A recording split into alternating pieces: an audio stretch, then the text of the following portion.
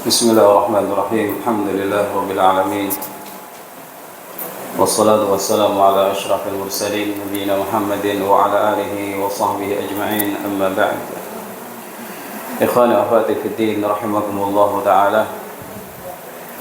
Kita melanjutkan membaca kitab Salatul Usul karya Syekh Muhammad ibn Abdul Wahhab rahimahullahu ta'ala.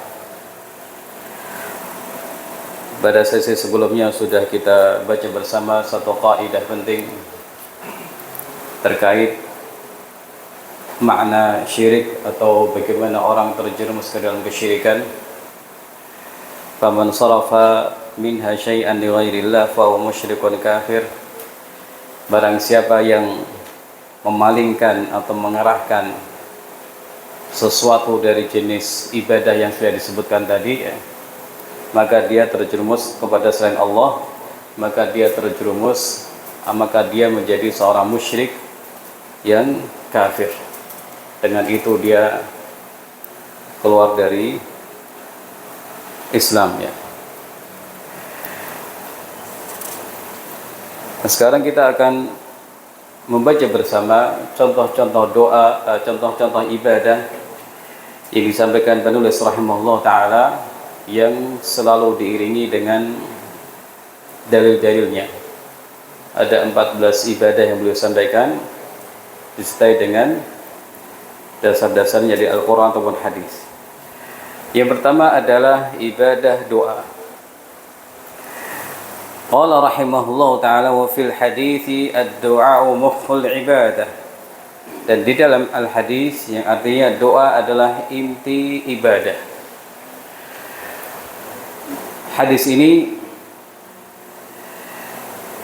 sebagaimana dikatakan Syekh Shalih Al-Utsaimin hafizahullah ta'ala, pembahasan ini sudah selesai dari ayat-ayat di atas, ya. Jadi tidak ada hubungannya dengan ayat di surah Al-Mu'minun 117 terkait perbuatan syirik kepada Allah. Di sini Syekh penulis rahimahullah sudah mulai menyebutkan jenis-jenis atau contoh-contoh ibadah yang dimulai dengan doa, ya. Di hadis yang beliau sampaikan di sini untuk menjelaskan jenis atau macam ibadah pertama, yaitu doa, ya. Jadi ibadah yang pertama yang disampaikan Syekh adalah berdoa kepada Allah Subhanahu wa taala, yang merupakan intisari ibadah. Namun hadis yang disampaikan ini adalah hadis yang lemah, ya. Seperti yang ada di catatan KG nomor 21, ya. Yang sahih atau yang bisa dijadikan hujjah adalah hadis dengan lafaz ad-du'a huwal ibadah. Doa itu adalah ibadah. Ayyuhal ikhwah wal akhwat rahimakumullah. Penulis rahimahullah mengawali dengan doa karena dalam doa itu seseorang betul-betul menunjukkan kerendahan dirinya dan kebutuhan dirinya kepada Allah Subhanahu wa taala. Itu termasuk ibadah yang paling besar, termasuk ibadah yang paling agung. Apalagi kalau kita melihat hadis ad-du'a wal ibadah. Doa itu adalah ibadah. Syekh Muhammad Shalih Al-Utsaimin menyampaikan penjelasan supaya kita lebih paham kenapa doa itu disebut ibadah, padahal ibadah itu banyak, ya. Jadi ketika seseorang menengadahkan tangan dalam doanya kepada Allah, ya, minta sesuatu kebutuhan, rezeki, kesehatan, keselamatan, dan ternyata dia tidak minta kepada Allah, mintanya kepada Allah, ya Rabbi ishfini, wahai Rabbku sembuhkan aku, wahai Rabbku urzukni, berilah aku rezeki, wahai Rabbku berilah aku keselamatan, Allahumma afini, berilah aku afiat. Dia mohon kebutuhan-kebutuhan ini kepada Allah Subhanahu wa taala dengan merengek, dengan merendahkan diri. Yang artinya dia yakin Allah itu berkuasa untuk mengabulkan permintaan-permintaannya. Dan dia yakin memberi itu lebih Allah cintai daripada tidak memberi. Dia baca doa memohon kepada Allah dan itu tidak diarahkan kepada selain Allah, ya. Maka ini diantara hal yang akan memahamkan kita kenapa doa itu adalah ibadah, karena betul-betul menunjukkan penghambaan diri seorang hamba kepada Allah Subhanahu wa taala dalam berdoa. Dia hanya minta kebutuhan itu kepada Allah saja. Dia minta keselamatan hanya kepada Allah saja. Minta ilmu hanya kepada Allah saja. Minta apa saja hanya kepada Allah Subhanahu wa taala saja. Dan ini sebenarnya yang sudah diajarkan Nabi SAW kepada sepupu beliau Ibnu Abbas. Idza sa'alta fas'alillah. Engkau mintalah langsung kepada Allah Subhanahu wa taala.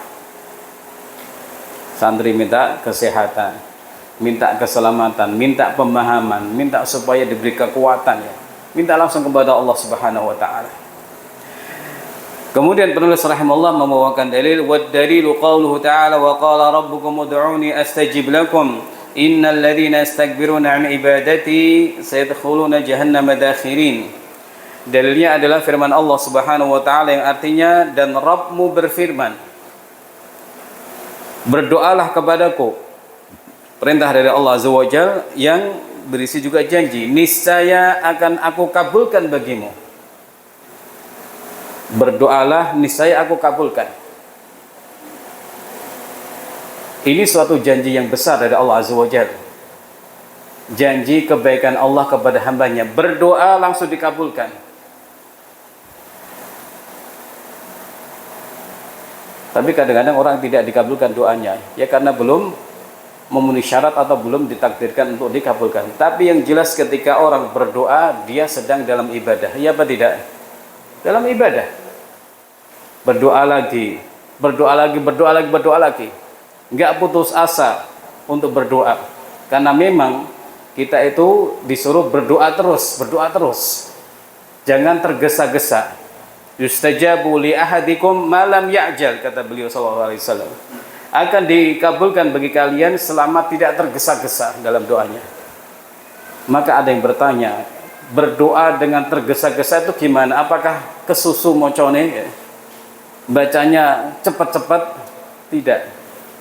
Tapi orang yang berdoa, da'autu la yustajabu li. Aku berdoa tapi belum dikabulkan. Aku berdoa belum dikabulkan. Akhirnya dia meninggalkan doa. Ini yang dimaksud dengan orang yang tergesa-gesa dalam doa. Akhirnya apa? Dia meninggalkan suatu ibadah yang agung, ibadah yang sangat besar, yang penting dalam agama Islam. Jadi di sini kita lihat Allah Ta'ala berjanji, dan Allah Ta'ala tidak akan mengingkari janjinya.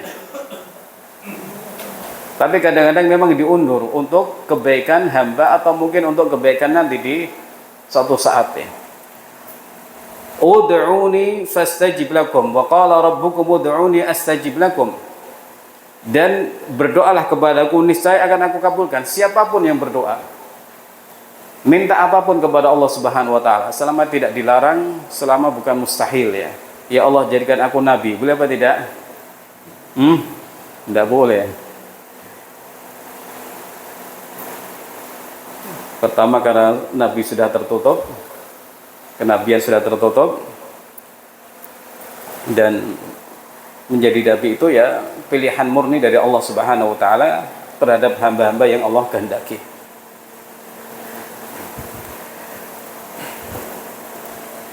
Sesungguhnya orang-orang yang sombong tidak mau menyembahku ya. Di sini disebut doa, perintah berdoa, kemudian ada janji untuk dikabulkan. Lalu Allah menyebut orang-orang sombong dari ibadah kepadaku, yaitu orang yang tidak mau berdoa kepada Allah ya, yang nyombong kemudian merasa tidak butuh kepada Allah ya, maka ancamannya akan masuk ke neraka jahanam dalam keadaan hina dina. Na'udzubillah min dzalik. Allah itu sangat suka diminta, beda dengan manusia. Allah itu suka untuk dimintai. Ketika orang minta kepada Allah ya, minta terus pagi hari, minta rezeki pada nanti sore hari, minta lagi kepada Allah. Dia itu sedang dalam ibadah. Mintanya kepada zat yang tepat. Orang yang minta terus kepada Allah ya, suatu saat akan dikabulkan. Suatu saat akan dikabulkan. minta kemudian dengan merengek, dengan menunjukkan kebutuhan ya, bahwa saya ya Allah kalau tidak engkau bantu saya tidak akan bisa berbuat apa-apa, kalau engkau tidak bisa memberikan aku, kalau engkau tidak memberikan kesehatan maka siapa lagi yang memberi aku kesehatan dan keselamatan. Ini saya Allah Azza wa Jalla akan mengabulkan doa-doanya dengan rahmatnya insyaallah ta'ala. Yang kedua, al-khauf dan roja. Ayyuhal hadirun rahimakumullah.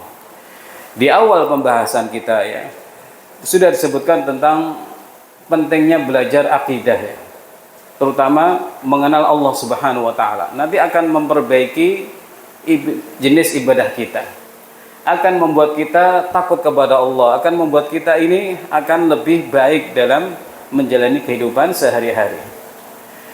Nah, contoh-contoh ibadah yang setelah ini disampaikan Syekh itu banyak berhubungan dengan ibadah qalbiyah, ibadah hati, yang tentunya dibangun di atas ma'rifatullah ya, mengenal Allah dengan baik. Khauf, rasa takut kepada Allah. Roja, berharap kepada Allah Subhanahu wa taala, berharap pahala dari Allah, berharap dimasukkan surga oleh Allah Subhanahu wa taala. Penulis berkata, wa dalilul khaufi qauluhu ta'ala fala takhafun wa khafun in kuntum mu'minin.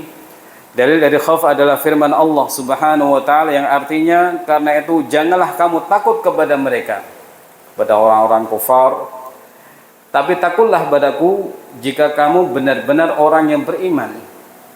Di sini takut kepada Allah menjadi konsekuensi atau tanda orang itu betul-betul hanya beriman atau beriman kepada Allah dengan sebaik-baiknya.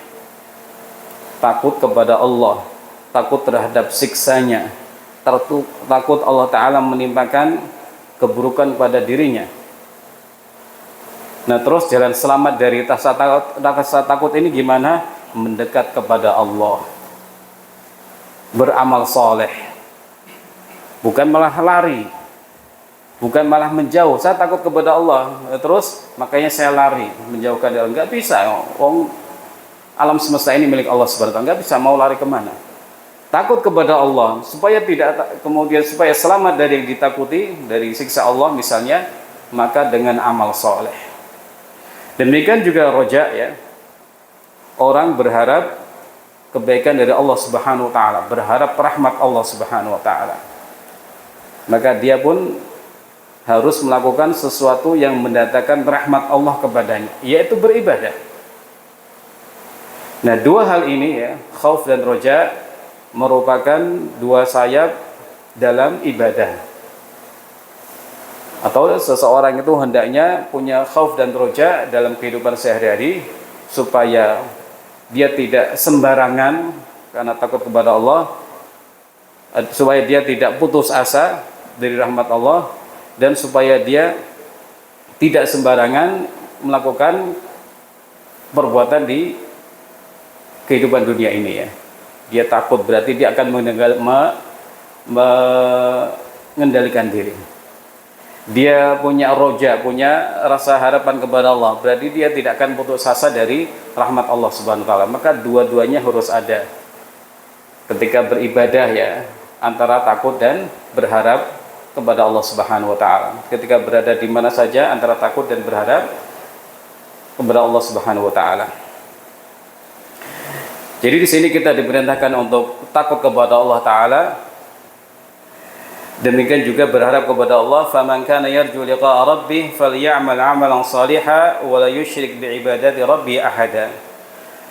Maka siapa saja yang mengharap berjumpa dengan Rabbnya, maka hendaklah ia itu mengerjakan amal saleh, dan janganlah ia mempersekutukan seorang pun dalam beribadah kepada Rabbnya Allah Subhanahu wa taala.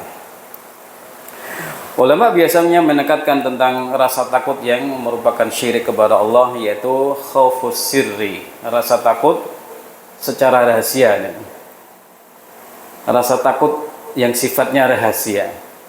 Gimana ini ya? Contoh mudahnya ya, orang berada di pantai selatan, pakai baju hijau langsung takut, jangan-jangan nanti saya kena marahnya penguasa pantai selatan. Siapa itu? Allah Subhanahu wa taala. Tidak ada ya, penguasa pantai selatan itu tidak ada. Semuanya adalah di bawah kekuasaan Allah Subhanahu wa taala. Tapi ada orang takut seperti itu. Padahal dia belum masuk ke pantai selatan. Tapi langsung ingat, oh baju saya kok hijau, harus saya ganti ini. Ini khawfusir. Dia takut kepada sesuatu yang bisa menimbulkan madarat, padahal jelas ada apa tidak itu juga jelas. Fiktif ya. Atau khurafat. Tapi takutnya luar biasa.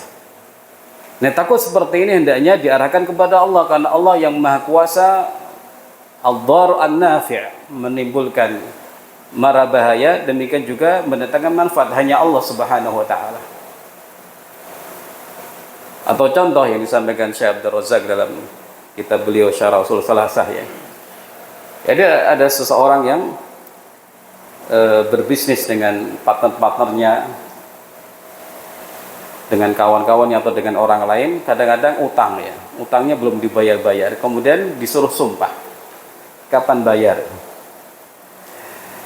Nah, orang-orang ini ketika disuruh sumpah dengan nama orang tertentu, dia takut. Tapi kalau disuruh sumpah dengan nama Allah, ya biasa-biasa saja. Demi Allah saya akan bayar bulan depan misalnya, dia santai, mudah.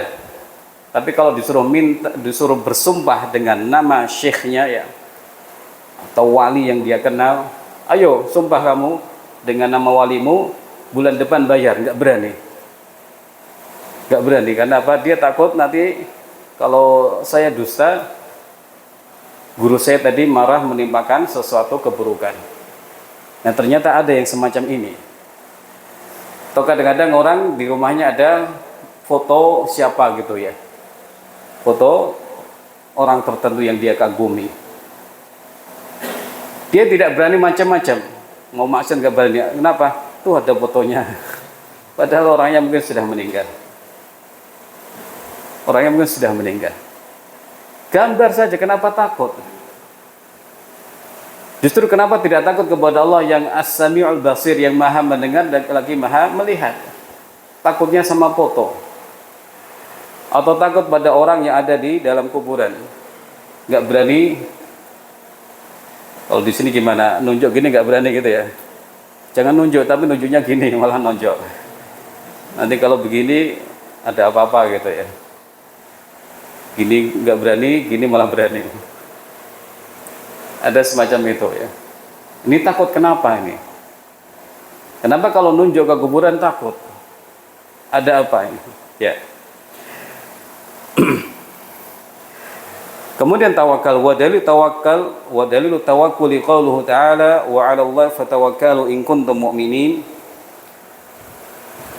Dalil dari tawakal adalah firman Allah Subhanahu wa taala yang artinya, dan bertawakallah kamu hanya kepada Allah jika kamu benar-benar orang yang beriman ya. Ini sama dengan yang sebelumnya. Menjadi tanda orang itu beriman kepada Allah adalah tawakalnya kepada Allah Subhanahu wa taala. Dia menyerahkan urusannya kepada Allah, pasrahnya yang total hanya kepada Allah Subhanahu wa taala, bergantung kepada Allah Subhanahu wa taala. Tapi setelah melakukan ikhtiar, istilahnya melakukan usaha-usaha yang memang membuat dia selamat atau membuat dia itu faham atau bisa lulus ujiannya.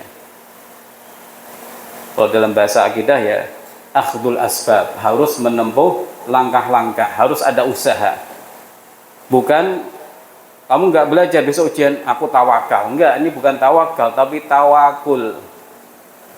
Nah, bahasa Arab itu indahnya begitu. Tawakal, tawakal yang benar. Tawakul, tawakal yang nggak benar. Ta'alam, belajar yang benar. Ta'alam, sok etok-etok belajar gitu ya. Sok belajar. Al-muta'allim, orang yang serius belajar. Al-muta'alim, yang etok-etok belajar. Itu keindahan bahasa Arab ya. Ya.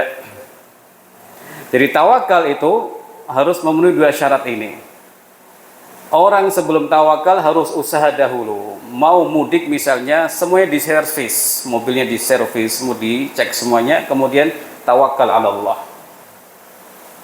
Bukan langsung tawakal, tidak, dicek dahulu, dipersiapkan dahulu, diusahakan dahulu ya, baru kemudian tawakal. Orang yang tawakal tanpa usaha ya, itu bertentangan dengan akal sehat sebenarnya ya. Nah, bagi Nabi kita SAW saja, beliau adalah memimpin para orang yang tawakal, tapi saat perang beliau pakai baju besi, beliau pakai topi besi ya. Usaha supaya tidak terluka-luka.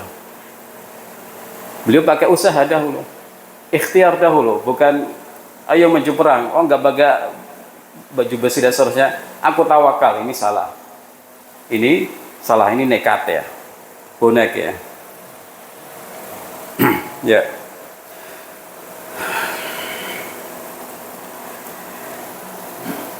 Dalam ayat yang lain, wa may yatawakkal 'ala Allah fa huwa hasbuh, dan firman Allah yang artinya, dan siapa saja yang bertawakal kepada Allah, niscaya Allah akan mencukupkan keperluannya. Di ayat yang lain pun kita diberitahu oleh Allah Azza wa Jalla, fatawakkal 'alal hayyil ladzi la yamut. Tawakallah kepada zat yang maha hidup yang tidak mati. Kalau manusia bisa meninggal, bisa kalah, bisa lengah, tapi kalau Allah Azza wa Jalla, la ta'khudhu sinatu wala naum. Allah Ta'ala tidak tidur dan juga tidak mengantuk. Ibadah-ibadah selanjutnya adalah rahbah dan khusyuk. Wa dalil raghbati wal rahbati wal khusyuk qauluhu ta'ala, innahum kanu yusari'una fil khairat wa yad'unana raghaban wa rahaba wa kanu lana khashi'in. Adapun dari rahbah dan khusyuk adalah firman Allah Azza wa Jalla yang artinya, sungguh mereka adalah orang-orang yang selalu bersegera dalam mengerjakan perbuatan baik dan berdoa kepada kami dalam keadaan rahbah ya. Kalau di sini tadi diartikan berminat, yaitu berharap ya, sangat dekat dengan ar-roja ya. Tapi roja itu keinginan besar kepada Allah. Kalau rahbah itu usaha dia dalam mencari, mewujudkan keinginannya tadi ya. Roja itu tama'un, kalau ar-raghbah tolabun ya. Orang yang berharap sesuatu dia akan mencarinya, mencari dengan sekuat tenaga. Jadi raghbah ini keinginan orang untuk taat kepada Allah, untuk mendekatkan diri kepada Allah Subhanahu wa taala, dan dia pun semangat untuk beribadah kepada Allah Subhanahu wa taala, berharap juga pahala dari Allah. Sementara raghbah itu adalah rasa takut dari murka Allah ya, siksa Allah. Ini pun juga dekat dengan makna dari al-khauf. Nah, orang-orang baik ini saat mereka berdoa dalam keadaan raghbah dan raghbah, rasa harap dan cemas, takut dan berharap, takut kepada neraka, berharap kepada surga Allah Subhanahu wa taala. Tapi sebagian orang, Bapak Ibu rahimahullah dan para santri ya, ada yang mengatakan, saya ibadah itu bukan mencari surga, bukan karena takut neraka. Ibadah ya pokoknya ibadah kepada Allah. Sebab yang ibadah dengan harapan dapat surga itu seperti buruh katanya, tidak mau bekerja kecuali dapat upah, tidak mau bekerja kecuali diancam-ancam sesuatu yang menakutkan. Ini kata orang-orang seperti itu. Jelas salah ya, jelas itu salah ya, karena Allah Azza wa Jalla menyebutkan mereka ini dengan pujian-pujian, dan mereka saat beribadah, saat berdoa, saat dalam kehidupan ya, yad'unana wa yad'unana raghaban wa rahaba wa kanu lana khashiin, dan mereka ini khusyuk kepada kami, hatinya tumakninah, tenang, hatinya tunduk kepada Allah Subhanahu wa taala. Demikian juga badannya, terutama saat seseorang berada dalam ibadah salat-salatnya, dia khusyuk, fisiknya itu tenang, tidak gerak-gerak, karena hatinya khusyuk kepada Allah Subhanahu wa taala. Jadi biasanya ketika orang gerak-gerak itu ya hatinya nggak khusyuk. Apalagi yang kakinya goyang-goyang banyak itu, pasti pikirannya ke sana kemari. Sebab Nabi pernah menyebutkan seorang yang gerak-gerak, seandainya hatinya khusyuk, maka yang lain ikut khusyuk. Anggota tubuhnya akan khusyuk ya. Jadi apa ini? PR buat para kita semua ini yang sholatnya masih goyang-goyang kakinya, entah maju mundur atau kanan kiri gitu ya. Ada nggak ngacung? Ya.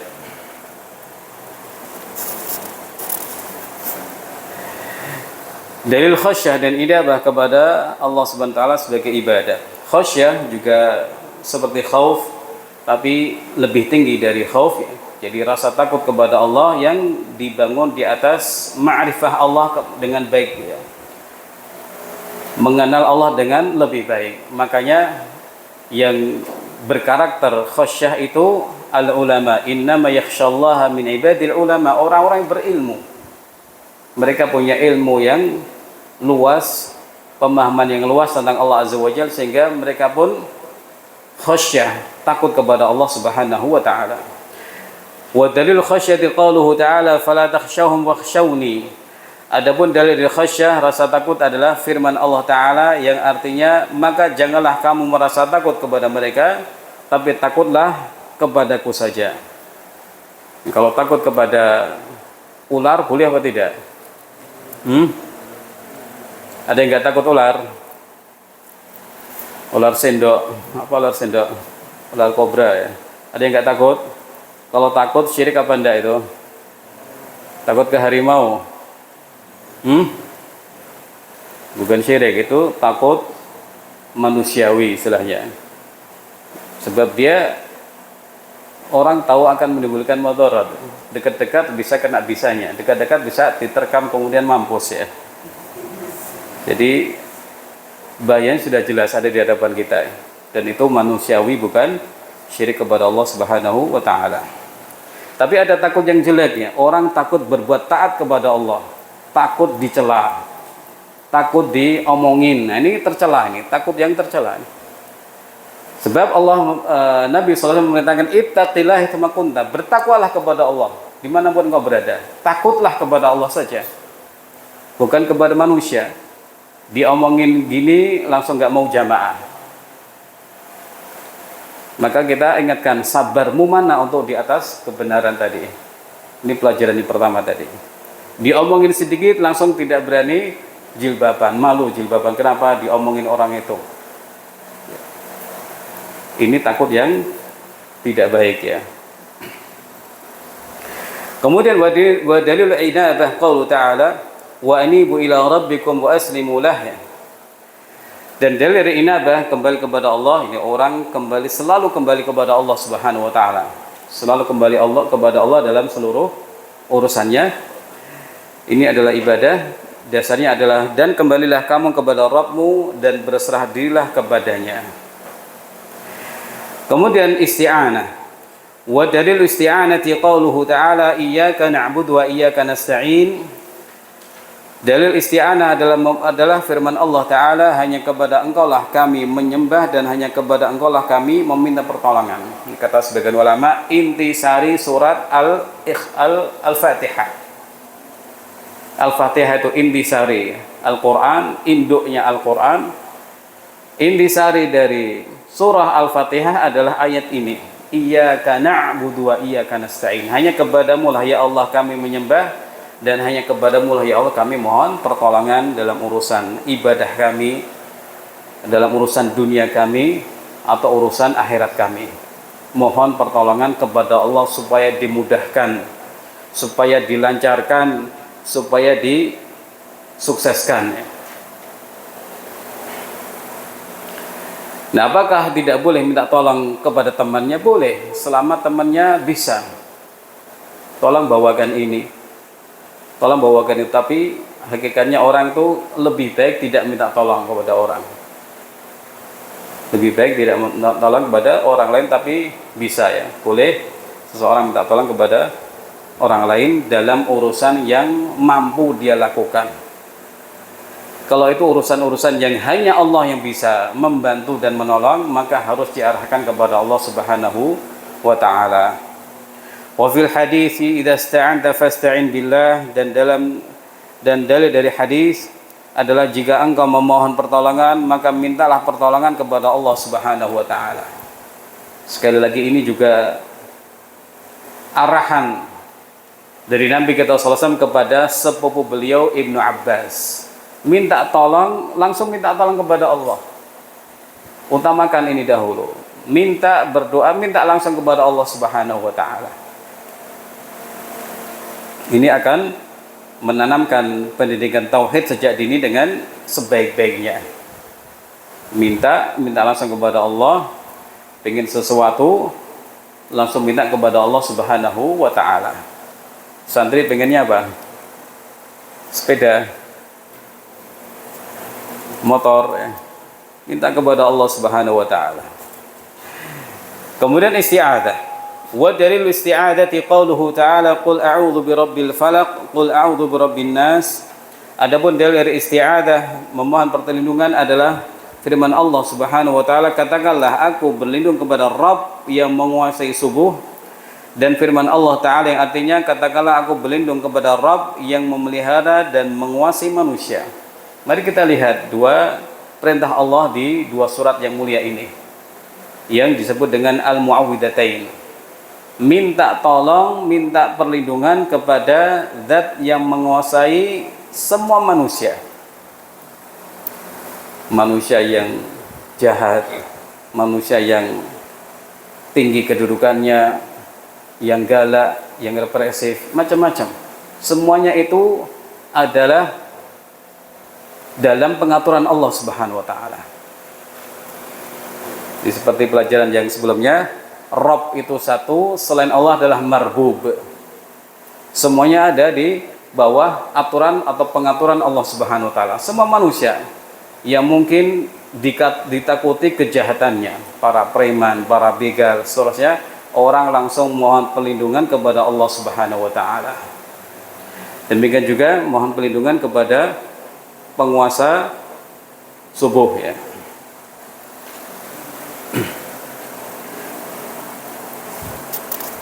Atau penguasa pagi hari, ya. Kemudian dalil istighatsah qauluhu rahimahullah, wa dalil istighatsah qauluhu ta'ala id tastaghithuna rabbakum fastajaba lakum. Dan dalil istighatsah yaitu mohon pertolongan sangat sulit pada saat sulit. Ini lebih spesifik lagi, lebih khusus lagi. Sama-sama minta perlindungan, minta ghaus, tapi dalam kondisi yang genting, kondisi yang kritis, ya. Kalau nggak ditolong maka binasa. Kalau tidak ditolong maka bisa kalah, gitu, ya. Nah, tentunya yang berkuasa atau mampu memberikan pertolongan dalam kondisi-kondisi genting seperti ini hanya Allah Subhanahu wa taala. Nabi sallallahu alaihi wasallam pun juga sudah mencontohkan ketika perang Badar, ya.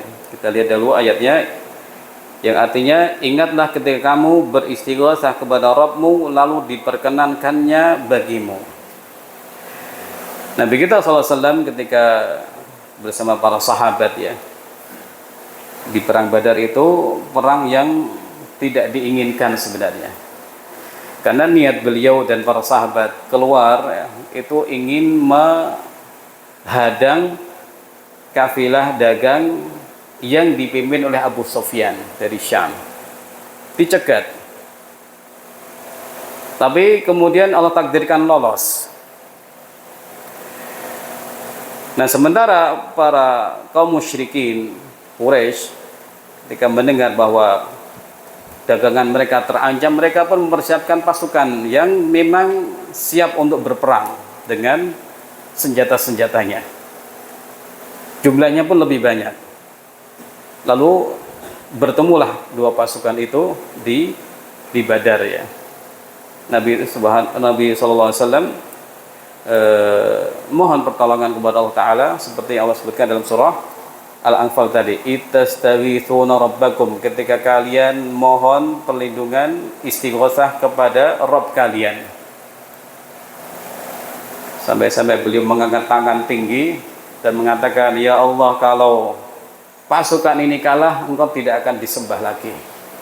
Sampai seperti itu. berharap kemenangan kepada Allah Subhanahu wa taala. Karena posisinya memang posisi yang secara matematika kalah, 300-an lawan 1000. Dan yang 300 ini bukan pasukan yang siap perang dengan senjata-senjatanya.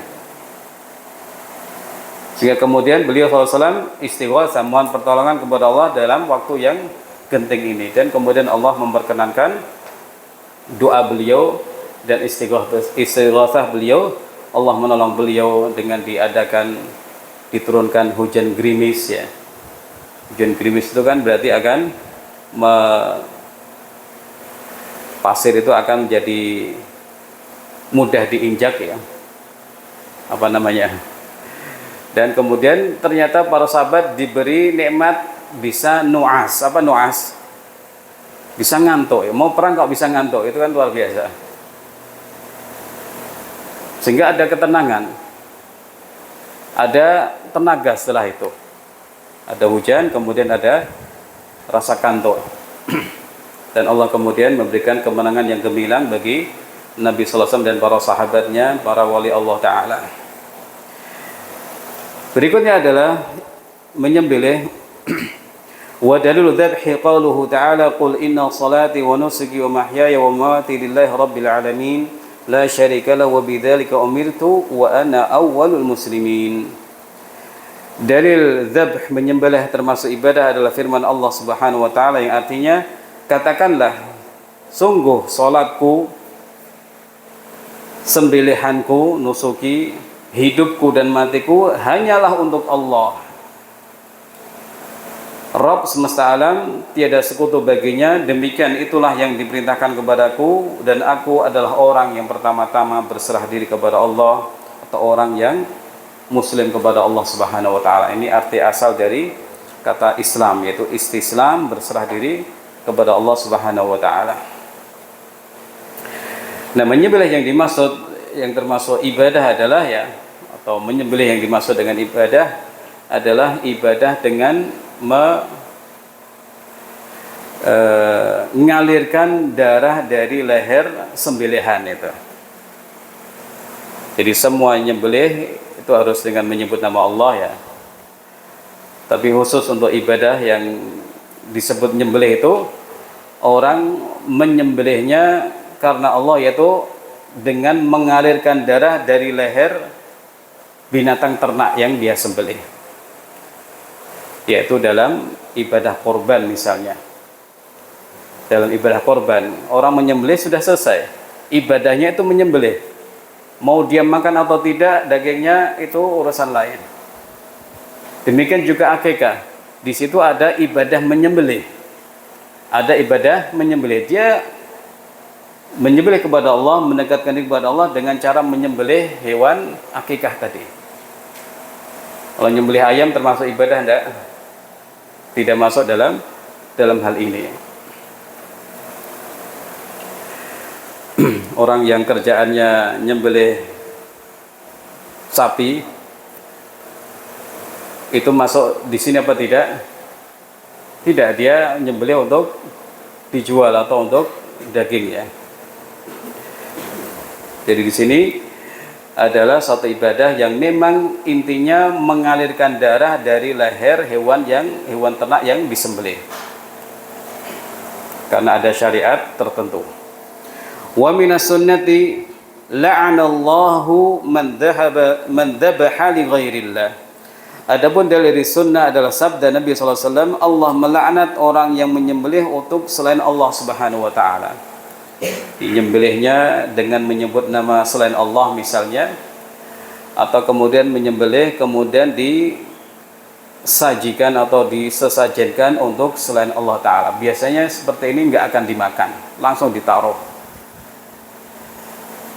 Termasuk ya sesajen-sesajen yang ada di mungkin tikungan ya, atau di tempat yang disebut bencana misalnya ya.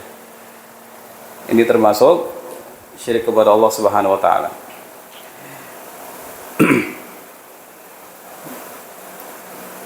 Allah melaknat. Laknat itu artinya menjauhkan orang tersebut dari kebaikan-kebaikan.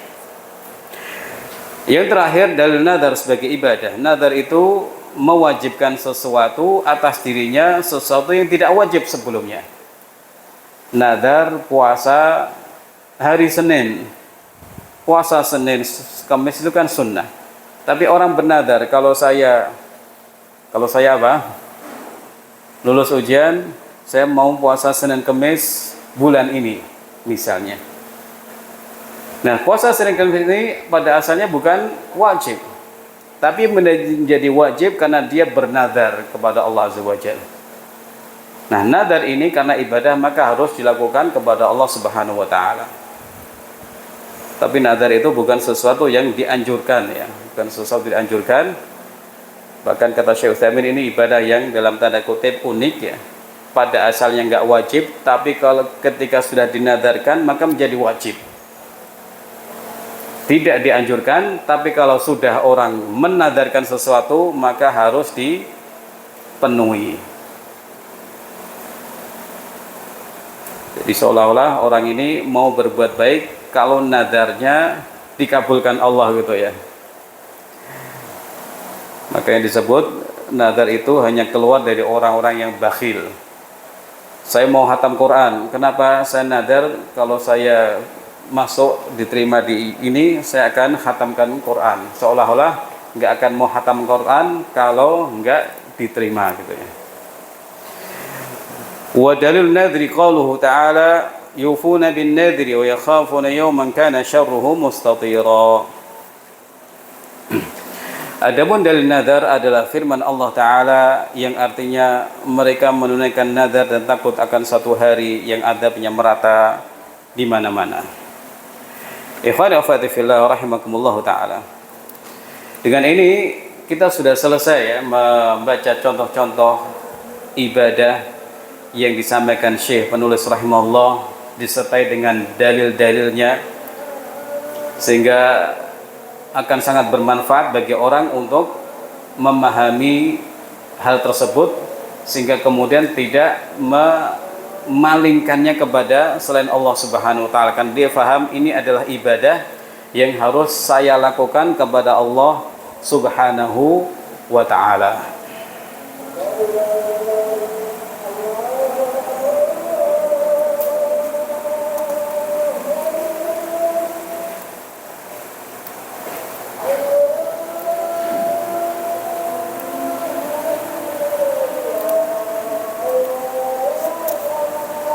Kita akhiri dulu untuk kemudian kita lanjutkan sebentar.